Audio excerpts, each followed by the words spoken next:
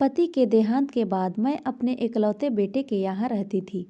मेरी बहू का एक अलग ही रूप मुझे देखने को मिला, साथ ही मेरे बेटे का भी। दोनों के मन में क्या था मैं अच्छे से जानती थी। वो चाहते थे कि मैं वृद्धा आश्रम चली जाऊं। मेरे पति के जाने के बाद मुझे यह सब देखना और सुनना पड़ेगा, इसका मुझे अंदाजा भी नहीं था। पर मैं मन मानकर अपने बेटे और बहू की बातें सुनकर भी यहाँ रहती थी, क्योंकि मुझे मेरे पोते और पोती दिखाई देते थे। उनकी झलक पाकर मुझे सुकून मिलता था। घर की बाहर एक टीन की झोपड़ी में रहती थी। मेरी बहू को कोई दिक्कत ना हो, इसीलिए मैं घर के बाहर रहती थी। बेटे ने थोड़ी मेहरबानी की तो ऊपर टीन की चादर लगवा दी। समय समय पर थोड़ा राशन दे देता था तो मैं अपना बनाकर खा लेती थी।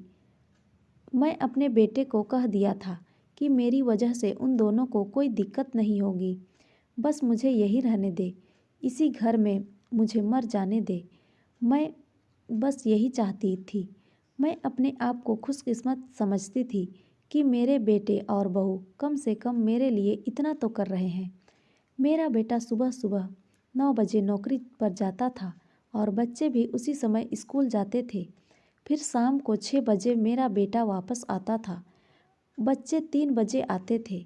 उन्हें आते जाते निकलते देख मुझे बड़ा सुकून मिलता था।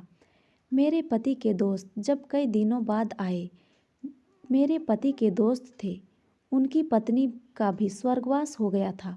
उस समय पर वो हमारे घर पर आया करते थे। उनसे हमारे अच्छे रिश्ते थे। उनका घर हमारे घर से थोड़ी दूरी पर था।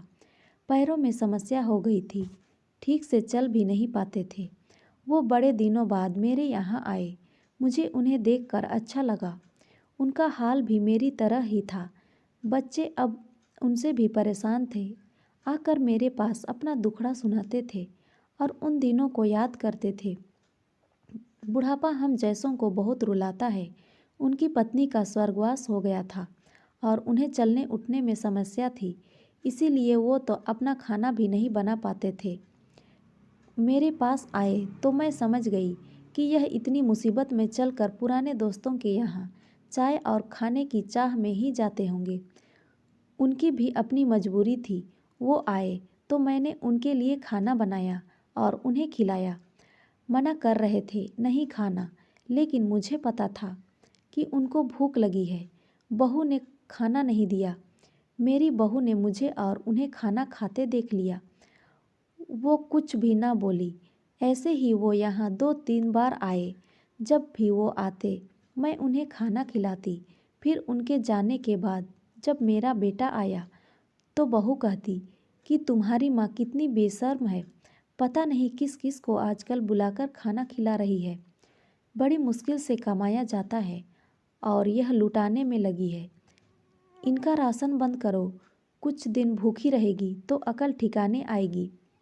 मैंने कहा कि मैं अपने हिस्से का उन्हें खाना खिलाती हूँ, तुम्हारे पिता के पुराने दोस्त हैं। फिर भी बहू का उल्टा सीधा बोलना शुरू रहा। घर के बाहर रहकर इनको आज़ादी मिल गई है, पता नहीं क्या करती है। बेटा भी बोला कि कुछ दिन भूखा ही रहने दो इन्हें। मुझे मेरे बेटे ने घर के पीछे सीढ़ी के पास ले जाकर बिठा दिया। कहा कि अब यहीं बैठो। मेरे तो अब आंसू भी सूख गए थे। अगले दिन मुझे खाना नहीं मिला। मेरे टीन के उस छोटे से कमरे को बहू ने तोड़ दिया। तब मुझे लगा कि अब मैं गलत कर रही हूँ।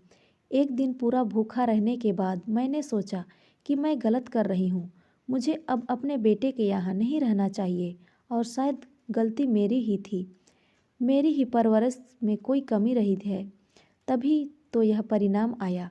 अगली सुबह मैंने अपने बेटे को कहा कि मुझे वृद्धा आश्रम छोड़ आ। अब मैं तुम दोनों को ज़्यादा परेशान नहीं करना चाहती। बहू ने कहा कि एक दिन भूखी रही तो अकल ठिकाने आ गई ना। बेटे के चेहरे पर भी अजीब सी खुशी थी। जल्दी से तैयार हो गया मुझे छोड़ने के लिए। बहू कह रही थी कि आज की छुट्टी ले लो, यहीं आसपास मत छोड़ आना, कहीं 3 दिन में वापस आ जाए। मैंने अपनी बहू से कहा कि बेटी चिंता मत कर, मैं अब नहीं आऊँगी। मैंने तो पोता पोती को गले लगाया। मुझे पता था कि अब मिलना नहीं हो पाएगा। बेटे को भी चाहती थी कि एक बार जी भर के गले लगा लूं, लेकिन वो बोला, जल्दी करो। मैंने बहू को कहा कि बेटी अपना ध्यान रखना। मेरा बेटा मुझे छोड़ आया। वहाँ आकर मैंने देखा कि मेरी तरह कई हैं, थोड़े दिन उदास रहते हैं, फिर सच को स्वीकार कर लेते हैं। मैं अब यहाँ खुश थी, कुछ काम भी करती थी। मैं चाहती थी कि ऐसा कहूँ कि ऐसा किसी के साथ ना हो, लेकिन ऐसा कब किसके साथ हो जाए कोई बता नहीं सकता। लेकिन माँ बाप को ऐसे समय के लिए भी तैयार रहना। बस बच्चों को पाल कर बड़ा कर दो, उनसे उम्मीद मत रखो। तो दोस्तों, ये कहानी आपको कैसी लगी कमेंट में ज़रूर बताएं, और अच्छी लगी हो तो लाइक शेयर और सब्सक्राइब ज़रूर करें। धन्यवाद।